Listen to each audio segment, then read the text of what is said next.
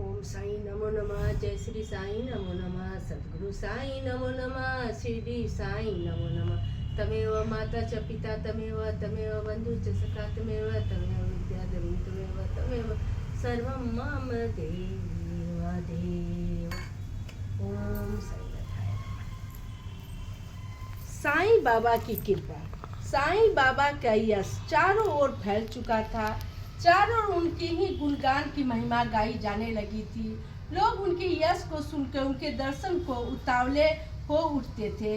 अब तो सीढ़ी गांव में बाबा के श्रद्धालुओं की भीड़ लगी रहती थी। जो भक्त किसी कारण से उनके दर्शन नहीं कर पाते थे तो उनकी तस्वीरों को लेकर ही अपनी भक्ति भावना प्रकट करते थे। इसी संबंध में एक बार की बात है कि मुंबई में थाने के निकट कोपिनेश्वर महादेव के नाम से शिव भगवान का मंदिर है। इस मंदिर में राघव दास नामक साईं बाबा का एक भक्त बाबा के यश की महिमा गा रहा था। उस समय मंदिर में लोगों की भीड़ लगी हुई थी जो ध्यान से उनके मुख से बाबा की यश की गाथा सुन रही थी। हालांकि राघव दास को साईं बाबा के ने जीवन में एक बार भी दर्शन नहीं दिए थे, फिर भी वह उनसे इतना प्रभावित था कि वह अधिकतर समय उनकी भक्ति में लीन रहता था। उसकी बस यही इच्छा थी कि वह अपने जीवन में कम से कम एक बार तो बाबा के दर्शन जरूर करे। एक बार जब मंदिर की सीढ़ी पर उदास बैठा सोच रहा था कि हे साईं बाबा, मुझ पर अपनी दया दिखाओ। मैं आपके दर्शन के लिए इतना ललायत हूँ कि मैं अब और अधिक इंतजार नहीं कर सकता। क्या मैं इतना भागा हूँ कि आपके दर्शन नहीं कर पा सकता? क्या मैं जीवन भर इतना गरीब रहूँगा कि आपके दर्शन हेतु सीढ़ी आने जाने के साधन नहीं जुटा सकूँ? राघव दास एक गरीब परिवार से संबंध रखता था।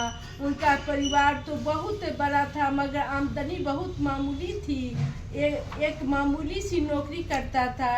इस मामूली सी नौकरी से इतना बड़ा परिवार का भरण पोषण कैसे हुआ? तो वह अपनी इस मामूली सी नौकरी से एक ही काम कर सकता था, परिवार का भरण पोषण या सीढ़ी आने जाने का प्रबंध। मगर परिवार का भरण पोषण अत्यंत आवश्यक था क्योंकि उनके परिवार में पैसे कमाने वाले कोई अन्य भी नहीं थे, इसलिए वह अपना मन महसूस कर रह जाता था।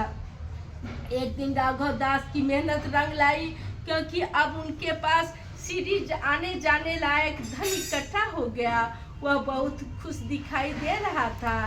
उसने उसी दिन बड़ी श्रद्धा के साथ मिश्री और नारियल खरीदा और अपनी पत्नी से कहा, अब मेरी मनोकामना पूरी हो जाएगी। भगवान ने मेरी मन की बात सुन ली। अब हम साईं बाबा के दर्शन कर सकते हैं। पत्नी हैरान भरे स्वर में बोली, सच सीढ़ी जाना है? राघव दास बोले, हाँ, वहाँ चलकर बाबा के दर्शन करना है। राघव दास खुश होते हुए बोले, गहने कपड़े तो बाद में बन सकते हैं लेकिन बाबा के दर्शन बाद में नहीं हो सकते हैं। इस प्रकार राघव दास अपनी पत्नी के साथ सीढ़ी की ओर चल दिए और जैसे ही राघव दास सीढ़ी पहुँचे तो उसे लगा कि उनके सारे कष्ट दूर हो गए हैं। जब वह सीढ़ी पहुँचा तो घना अंधेरा छाया हुआ था, इसलिए रात भर वह बाबा की गाथा गाता रहा। जो भी उन्हें आता जाता देखता तो आश्चर्यचकित हुए बिना न रहता। जैसे जैसे सुबह हुई राघव दास नित्य क्रम से निपट कर तैयार हो गया। वे मिश्री और नारियल लेकर बाबा के दर्शन के लिए द्वारिका माई तक पहुंच गया। बाबा ने उन्हें देखा तो बोले, आओ राघव, आओ, मैं तुम्हें देखने के लिए लंबे समय से तुम्हारी इंतजार कर रहा हूँ और आज यह इंतजार की घड़ी खत्म हो गई है। राघव दास और उनकी पत्नी ने बाबा के चरण स्पर्श कर बाबा का आशीर्वाद लिया। बड़ी श्रद्धा के साथ उन्होंने नारियल और मिश्री भेंट की। राघव दास और उनकी पत्नी यह देखकर हैरान थे कि बाबा को उनके नाम के बारे में कैसे पता चला। वे तो जीवन में पहली बार सीढ़ी आए थे और पहली बार ही वे बाबा के दर्शन कर पाए थे।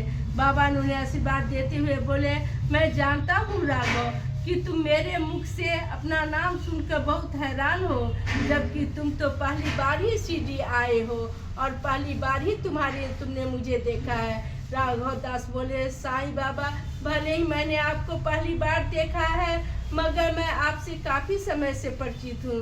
बाबा मुस्कुराते हुए बोले, हाँ राघव, मैं जानता हूँ कि जिस प्रकार तुम मुझे देखने के लिए बिना काफ़ी समय से परिचित हो, उसी प्रकार मैं भी तुम्हें से अच्छी तरह परिचित हूँ। राघव दास की खुशी का कोई ठिकाना न था। वह भाव विवल होकर बाबा के चरणों में लिपट गया। बाबा ने उसे उठाते हुए कहा, उठो राघव, मैं तुम्हारी पवित्र भक्ति भावना से बहुत प्रसन्न हूँ। अतः जब भी तुम्हारा मन करे, बिना किसी औपचारिकता से सीढ़ी चले आना। ओम साईं नाथाय नमः। इस प्रकार साईं बाबा ने अपने भक्त की मनोकामना पूर्ण की। ओम साईं।